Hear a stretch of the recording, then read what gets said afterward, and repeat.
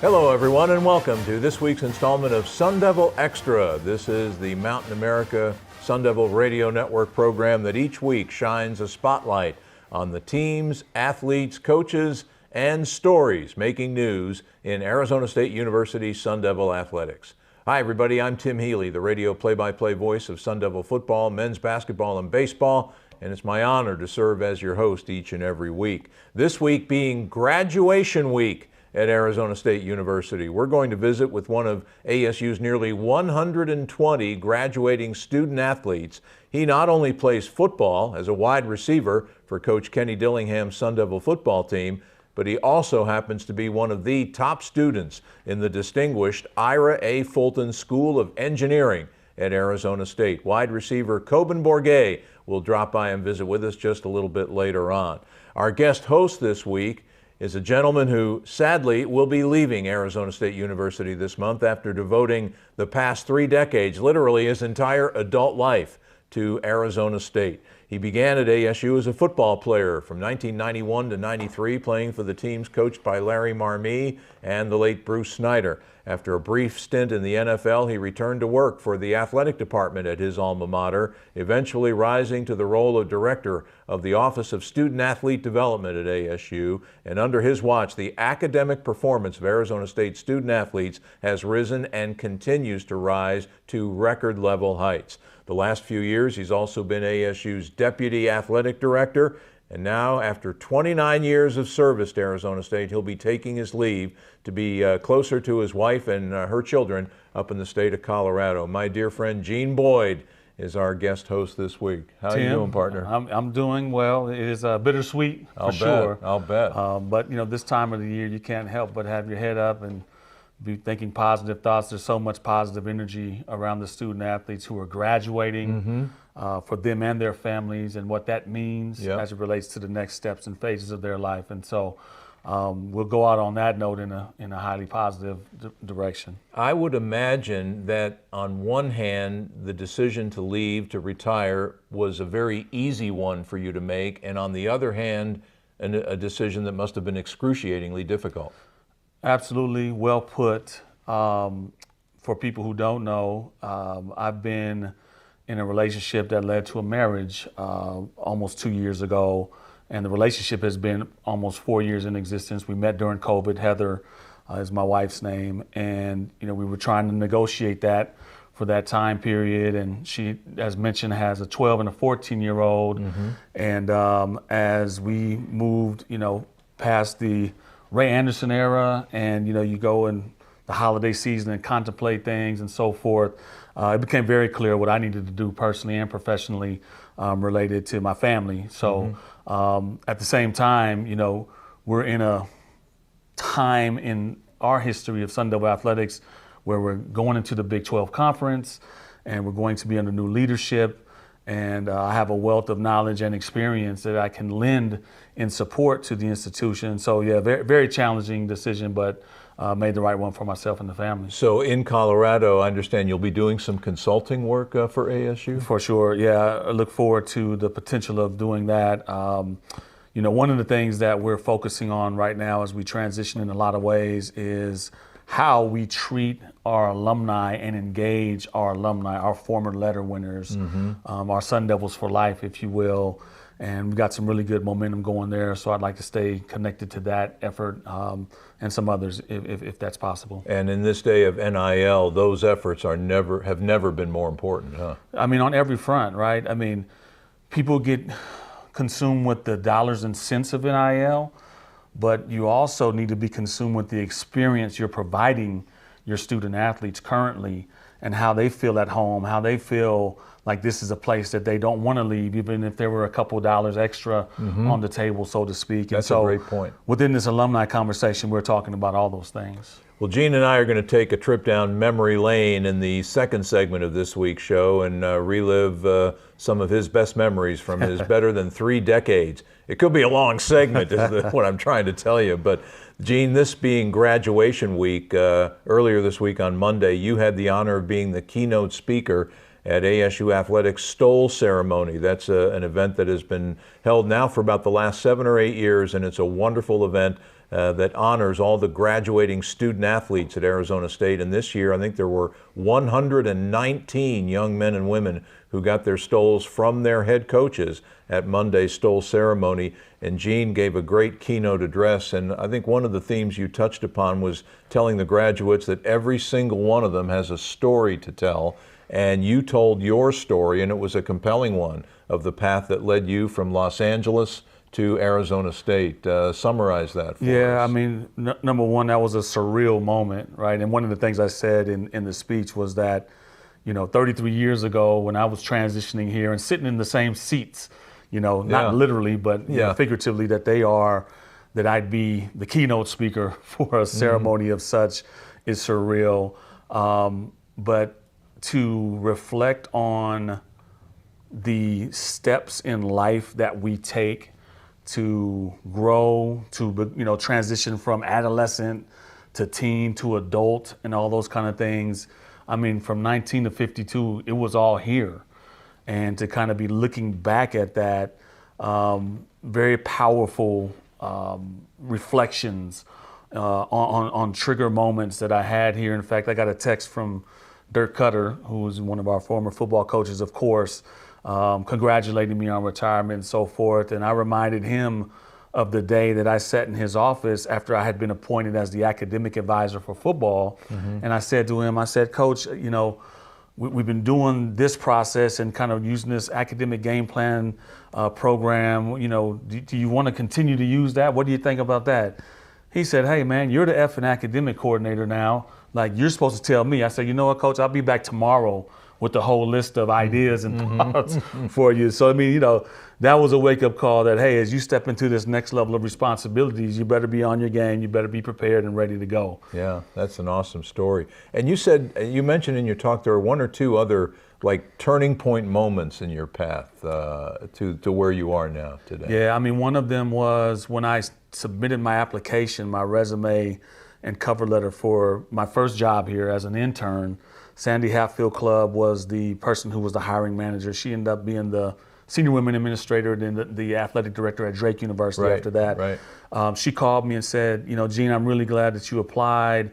Are you serious about this? And I said, yeah, of course I'm serious. I'd love to work back at the school that I graduated from and played for. And she said, well, come pick up this piece of crap resume and cover letter. You've got spelling errors. You got run-on sentences, man. This is not a reflection of who you are. I see you as someone different. Come pick this up. I can help you with this if you want me to. I said, nope, I got it. And I went back and got some help and support. And, right. So that for me, that showed me that, God, I wasn't prepared. And maybe as a department, we're not preparing our student athletes to go into that next phase of their life journey. The second one was about a year and a half into my time here.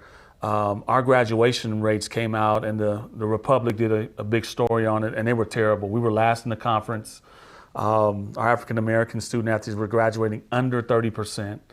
And, me being an individual from an African-American community, biracial, part African-American, I was intent from that second forward that was going to change. And from that point, I started studying, researching, ideating ways to work with people around me to change that. And we've done that. And you sure have. And I imagine every year at this time, this is the week when, especially from your background in the Office of Student Athlete Development, this is almost the time when you and your colleagues in that department see the fruits of your labor. It's like the national championship for that staff of the Office of Student Athlete Development.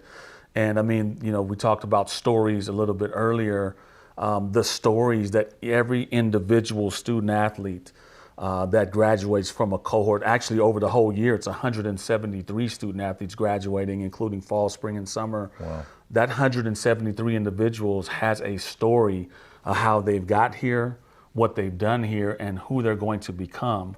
And it's very powerful to be in the middle of, helping develop these stories. Before we go on to some news from the athletic department this week, just give me your sense as you take your leave of put in perspective the meteoric rise in the progress rates and the graduation rates of this athletic department. Yeah, I mean, if I had a trend line on our year-over-year graduation success rates and academic progress rates, I mean, it's kind of like this.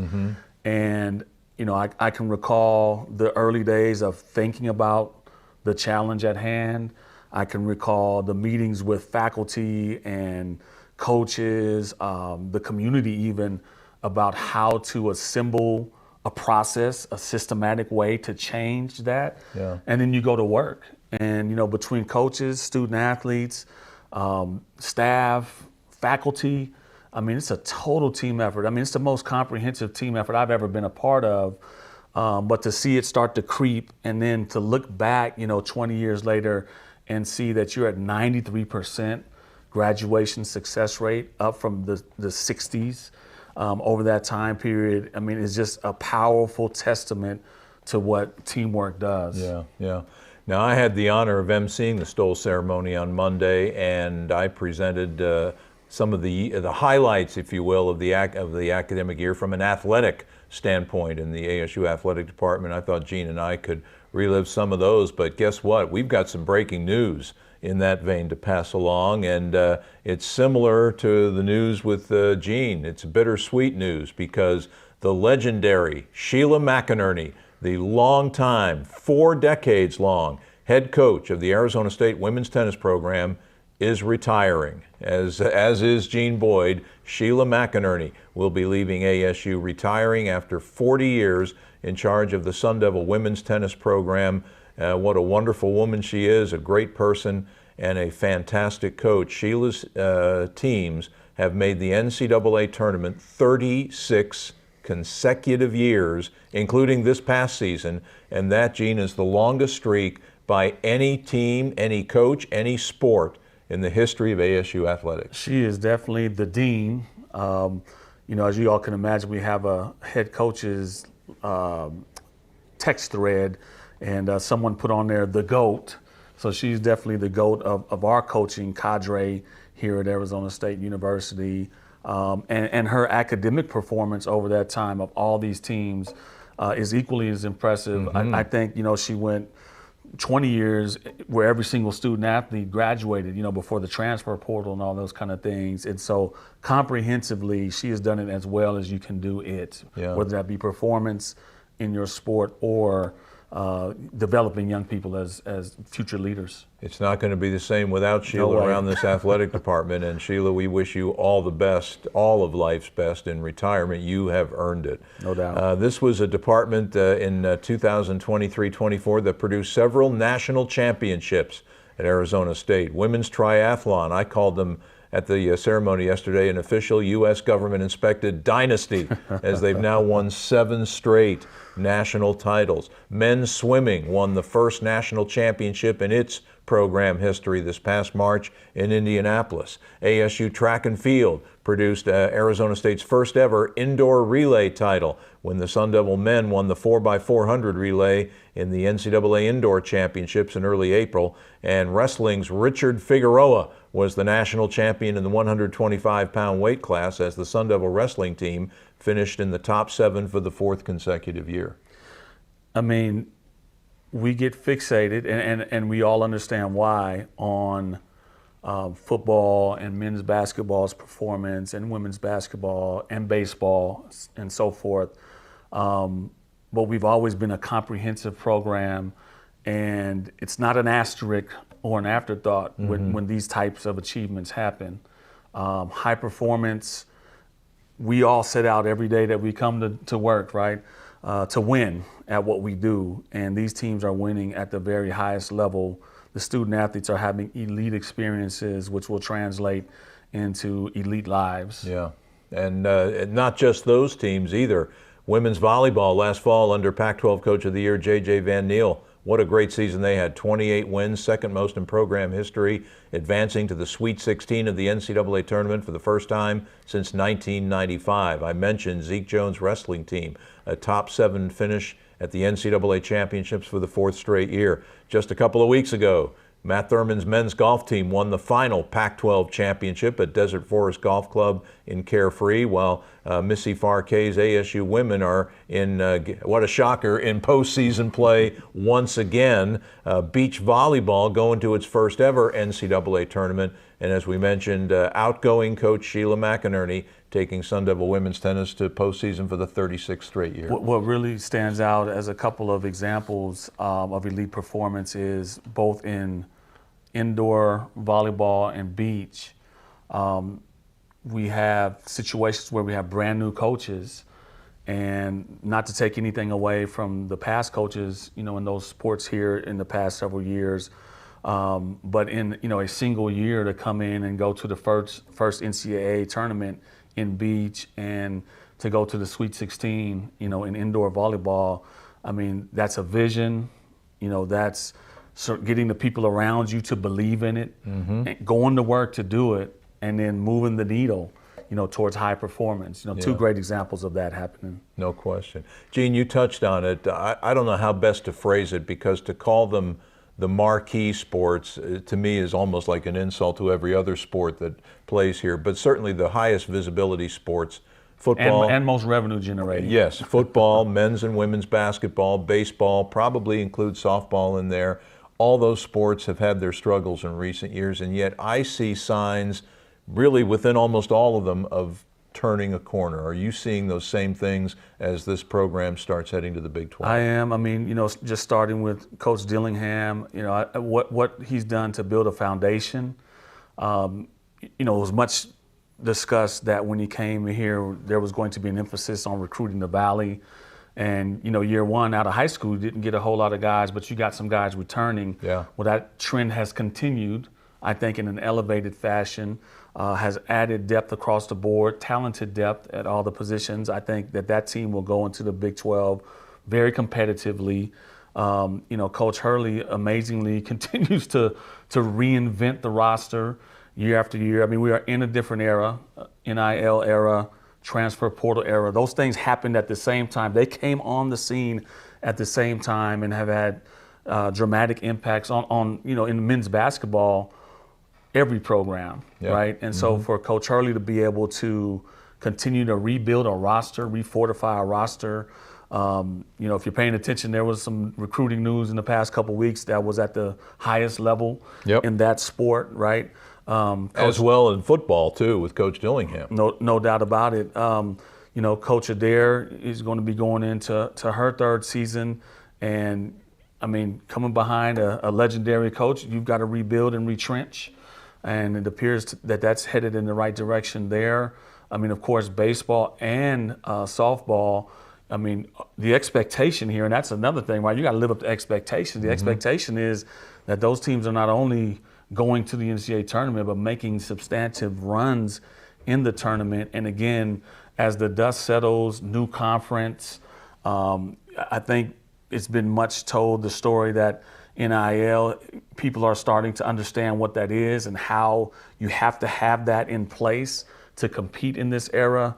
I think the trends for all of those is in the right direction. And certainly Coach Bloomquist's baseball team is trending in the right direction offensively. The Sun Devils have been on a tear lately offensively as we tape this show, and coming off an incredible 2 out of 3 series win over the Washington Huskies this past weekend. In general, Gene, before we go to break, I get the sense you feel this program across the board is ready to compete at the highest level in the Big 12. I do. I mean, and as we look at the things happening around us in the landscape, we know that the SEC and the Big Ten are better positioned financially than the Big 12 or the ACC or anyone else, right? And so you're trying to close that gap from a financial standpoint, of course. And I think that both with the coaches that we have in the cadre right now, how they have impressed upon fans, donors, individuals around the program, that they need their support in order to close that gap. And, pretty quickly here, we will have an athletic director in place that can, of course, have a very strategic and pointed focus on how to close that gap and what the needs are. I believe that we're equipped to be as competitive, as we've ever been. Yeah. We are talking with Gene Boyd, ASU's outgoing Deputy Athletic Director. Gene retiring this month to move to Colorado to be closer to his family. And up next, we'll take that stroll down memory lane as promised and reflect back on some of the highlights of Gene's better than 3 decades as a part of the Arizona State athletics family. First, let's take a timeout. This is Sun Devil Extra from the Mountain America Credit Union Sun Devil Radio Network. We continue now with this week's edition of Sun Devil Extra from the Mountain America Credit Union Sun Devil Radio Network. I'm Tim Healey, the radio play-by-play voice of the Sun Devils and your host for our weekly virtual get-togethers, and we're glad that you are with us. Retiring ASU Deputy Athletic Director Gene Boyd is our guest host on this week's show. Gene leaving ASU this month after nearly 30 years of service to the athletic department, as well as 3 years here as a student athlete at Arizona State. Gene moving to Colorado to be closer to his wife and her 2 children, and we're delighted to have him on the show with us for one last get-together here. And let's go back to the beginning. I mean, you and I go back to your very first days at Arizona State. I always like to tell the story, because it's true, that I broadcast on television Gene's first football game as an Arizona State Sun Devil, in which in 1991, September of 91, he returned a fumble. Was it 70 yards? 71. Not that details to be matter. Exact.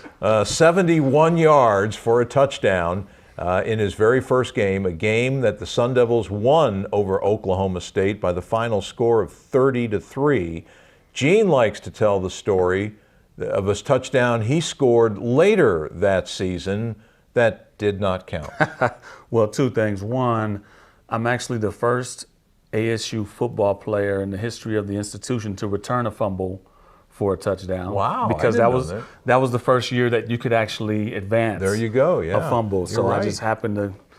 The ball bounced right into my hands, and I was running the other direction, so it wasn't a remarkable play. But I didn't get caught from behind. The second one was. It was the second of my 2 touchdowns my entire career, by the way. Yeah. Was against our rivals from down south, and we hadn't beaten them in 10 years. There were a couple ties in there, but it was like a 10-year non-win streak. Yep. And we were up 38-0 in the fourth quarter, and we had put all these trick plays in. Larry Marmee, Coach Marmee, had been informed that he was going to move on at that point in time as well. So Felipe Sparks and I are on the sideline. We're getting ready to run out for punt. We're on our own 12-yard line or something. The call was blue, and Felipe and I are both going, "Coach, let's do blue, blue, blue." So he says, "Blue." So we're like, "What?" Okay, so we're doing it. Well, now Roush, our punter's name was Roush. Steve Roush had the option to throw it to either guy. So now we're both walking out there going like this. Throw it to me, throw it to me. Well, lo and behold, it comes my direction. I go 80-something yards for a touchdown. I mean, it's pandemonium. The crowd's going crazy. I'm kneeling down to do my little prayer and all this kind of stuff. And I look back and there's a flag on the field. Well, Roush had thrown the ball in front of the line of scrimmage, which made it null and void. It's one of the best plays ever. Jeff Munn would say the best play in the history of ASU. That is not. And by the way, it didn't count. I'll tell you what, that was, I moved to the Valley in 1983, and that was the first time I actually saw in person ASU beat the U of A in football. Wow. Because that was, I moved, it's my fault, ladies and gentlemen. I moved here at the start of the streak from 83 to 90 inclusive. I think it was something like 7 losses and a tie, or 8 losses and a tie against the U of A until that night in November of 1991. Well, the other thing is being a kid from LA, right? I mean, I think we were 5-5 and they were 3-7 going into that game. And we pull up in the buses and it's packed like our game against Nebraska was earlier in the year. It's a sold out building. And so that was my first taste of the rivalry and my first understanding of how, both sides are so passionate about it, which has served me well in my time here as well. Oh, I can imagine. As you look back at your nearly 30 years working in the athletic department, what are some of the things that give you the most pride in terms of what you and what the department was able to accomplish? I would imagine what we talked about earlier, the academic performance, the ever improving academic performance of Arizona State student athletes would be really high on that list. That's at the very top, but it's more than that. We've been thoughtful over the years in continuously changing times, right? about how to understand who the student athletes are that are joining our family, as we would call it, how to understand how they best operate. So it's really a systematic approach to student athlete development, not just academic performance. I mean, that's an easy outcome to measure, but receiving someone, developing them, and understanding, what their strengths and weaknesses are based on their individual gifts and talents and potential weaknesses, how to grow them into the best version of their self in their sport and outside of their sport, civic engagement, career development, mentorship, and all these kind of things. I mean, it's really a holistic process that we've developed over time that, became leading in the industry.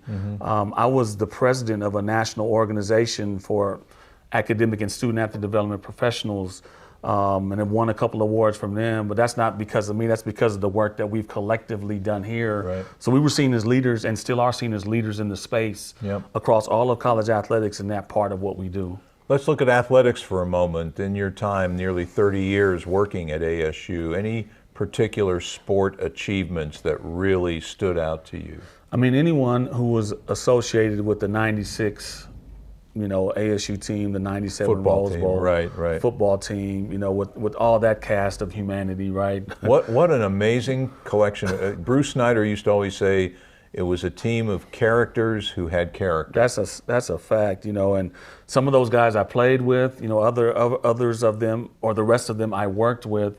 I mean, you think about a guy like Gray Rugemer, just to pull a name out. I mean, we talk about Tillman and Jake Plummer and a lot of those guys all the time, but Gray Rugemer, who's an offensive lineman who goes on and has an NFL career and has worked in the NFL as a director of player development for many years since then. I mean, you want to talk about a character?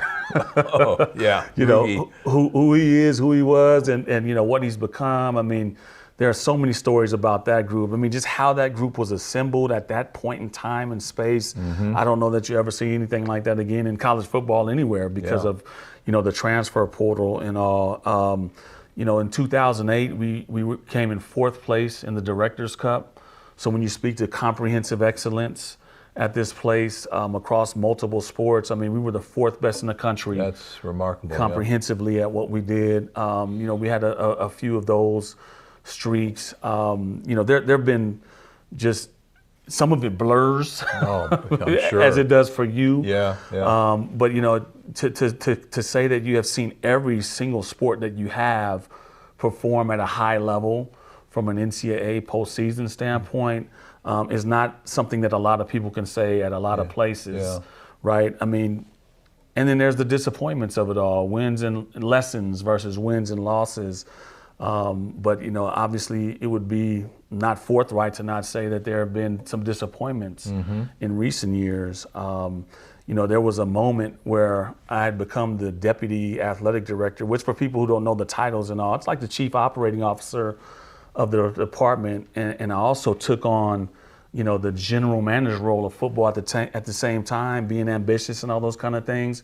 COVID hit, that's all very challenging. We all know a lot of the things that have happened in between there. Right.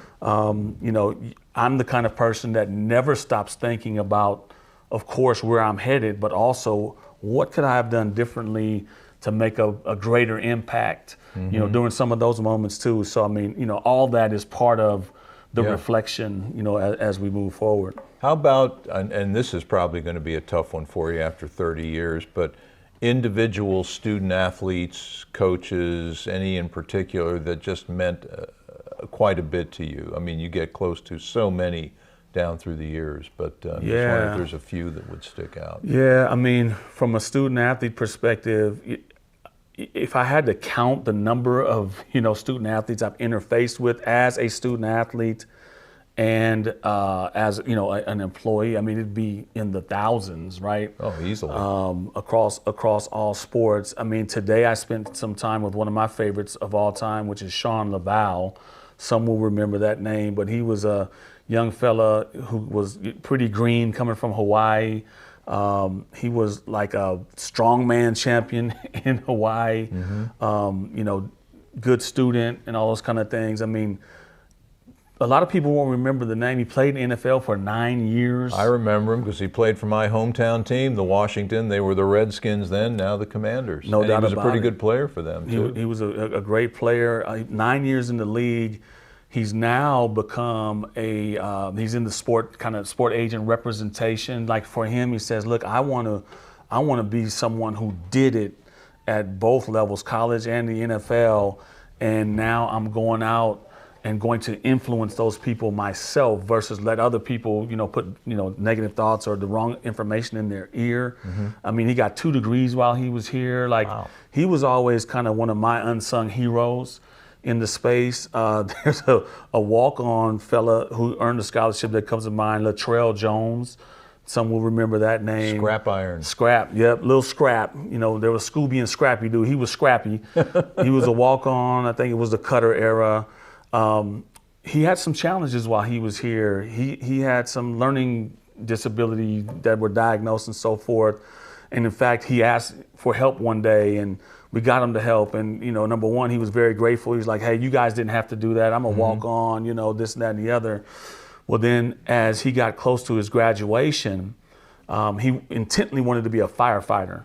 And so we helped him get connected, with Chandler and Phoenix, individuals that had been student athletes that were, this is how it works, right? Student athlete, you go on to have a career, you give back, you want to mentor someone. So he got some mentoring and so forth. And took a couple years. He kept, not being able to get on. And then one day he came in my office about 3 years after graduation. He throws a Phoenix Fire Department hat on my desk and he says, "We did it." Wow. And I'm like, "Nah, man, you did it." He's like, "Nah, man, we did it," meaning the community of Sun Devil excellence. I mean, so those are a couple on the football side that stick out. I mean, but the breadth of humanity that has walked into this building over that time period, man, that's where it's at. That's absolutely. Finally, just wondering if there's any games, any outcomes. I mean, it's easy to, right off the top of your head, pick, like the 19-0 shutout in Nebraska in 1996 in football. For me, I'll never forget Des Cambridge's miracle in Tucson that beat the U of A last February. I mean, so many great outcomes. Heck, just this spring, men's swimming going to Indianapolis and bringing home a trophy. How about for you? I mean, it's all blurry, but I will tell you that I was in the Rose Bowl for the 96 ASU at UCLA Rose Bowl game, and I had to catch a flight. I was going to Washington, D.C., believe it or not, for a conference. One of the deans of students at the university had nominated me for a conference to attend. And so I literally had to leave at halftime and we were down, I don't know, 21-7 or something. 28-7, I think. Okay, 28-7. I'm leaving at halftime. I'm, in a cab. I made him find the game. And then you got the throwback pass from JR to Snake. And, the rest is history, as they say. I mean, just that season, that team. I was a young guy transitioning from, a former player into a quasi-professional role. I mean, I remember coming in the building during that time. Kevin White was our AD. Because I had teammates on that team, I would still hang out with them. And I'm coming into work on Monday, not intoxicated, but hungover. And I'm on the elevator. Kevin White's right next to me. "Hey, Dr. White, how are you?" Yeah. And then ironically, I think it was Harlan Rashad gets on the elevator and said, "Man, you were messed up last night." And here's the AD, and I'm like, "Oh my God, I'm never going to make it in this business, right?" Yeah. But we figured things out. We figured out how to grow, how to mature from thoughts and behaviors that were boyish into a man. Which is what we do with our men and women here. And so too many to recall, too many to recollect, but the collective of them, paints quite a picture, doesn't it? Absolutely it does. Hang it on the mantle for sure. Well, needless to say, buddy, we're going to miss you. Arizona State and Sun Devil Athletics going to miss you, but you're not that far away, and I know we'll see you a lot, and we wish you, Heather, and your family all the best in life in Colorado. Tim, I appreciate it. I mean, this moniker, Sun Devil for Life, completely is appropriate and I embody that in everything that I have done and will continue to do, and will look to help make this place even better from afar. Well, we wish all of life's best to our good friend Gene Boyd, retiring after 29 years of service to Arizona State Athletics. Still one more segment to go on this week's installment of Sun Devil Extra. Up next, we will visit with one of Arizona State's nearly 120 graduating student athletes in the spring of 2024 as ASU football player and award-winning Arizona State engineering student Coben Bourget will join us. This is Sun Devil Extra from the Mountain America Credit Union Sun Devil Radio Network.